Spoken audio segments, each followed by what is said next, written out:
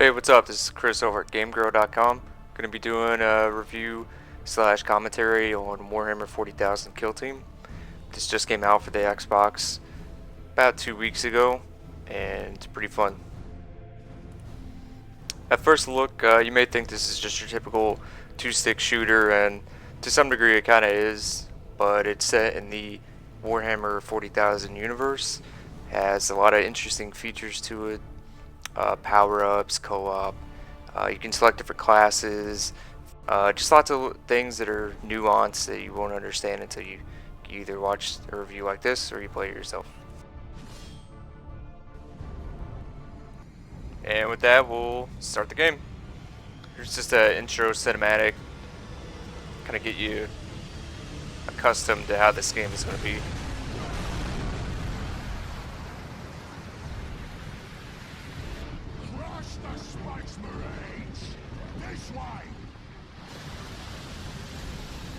So here we see our character that I've chosen for this playthrough. It's Ultramarines Librarian.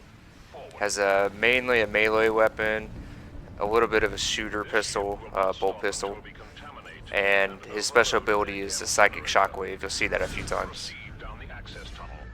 I really like how the game put in a narrator. Also serves as a guide. Not only that, but it's a guide that's Warhammer 40,000 flavored.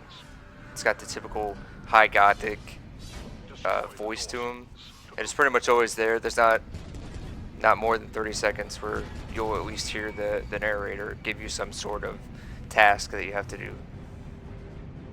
Here's the chem generator, the cruiser's primary source of power. You must first proceed to the control room to gain access to the chem generator waste chamber.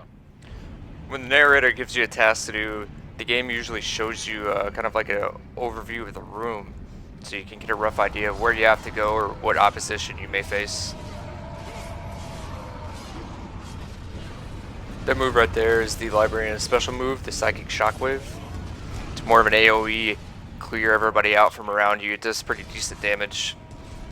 There also you picked up a power-up. You can see underneath the health bar, power-ups usually last about 20 seconds unless you get a perk that lets you let them degrade a lot slower. Here you see an example of the game requesting that you click on an object, or in this case, attach the generator.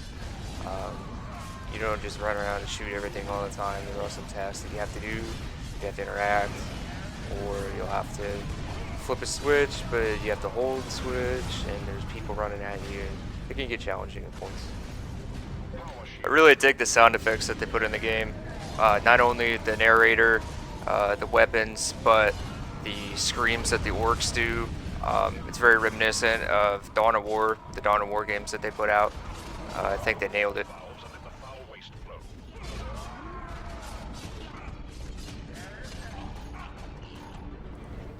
Just speeding this next part up a little bit, just to give you an example of some of the multitask things you have to do. These are stages like this are kind of interlaced pretty much throughout the entire game. You got people coming at you. You gotta balance it between, can I hold the switch down, or do I have to kill this guy?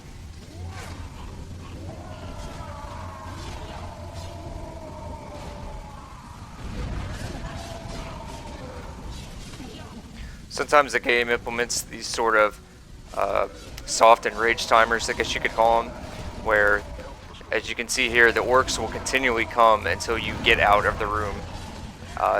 My Librarian is pretty powered up, but had he not been, if you would have stayed there to fight the whole time, you'd be sitting there for a while. If you see in the bottom left-hand corner, there's an upgrade bar happening. Those happen throughout the game, just as you're playing. They're based on different factors, how many things you've killed, what kind of move you use to kill them, etc., etc. And those are where your upgraded weapons and perks and a lot of other things come from that transfer from character to character. So situations like these are the reasons that every class and kill team has a ranged weapon. And the game's usually pretty good about putting some sort of ranged power up nearby. You have to shoot these pumps, and you have to shoot 4 of them. And without my range power up that I got, which is double fire, we may be here for a little bit.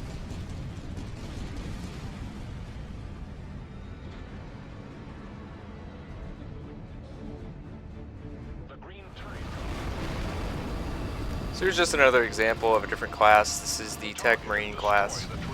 This is a boss fight later on in the game, and it shows you that there are some kind of multi-layered, multi-stage epic things that happen. Very true to the lore that goes with the game. This is an Orc Stompa. This entire fight takes about 15 minutes to do, and it's fun the entire time.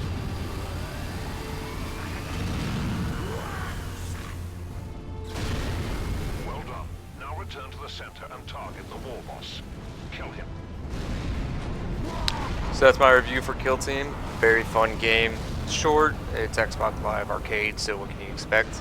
It's only about $10. It was $10. Very well spent. Got good replay value. Go back and unlock things for different classes. Challenge yourself. There's challenge modes. I had a very fun time playing this game.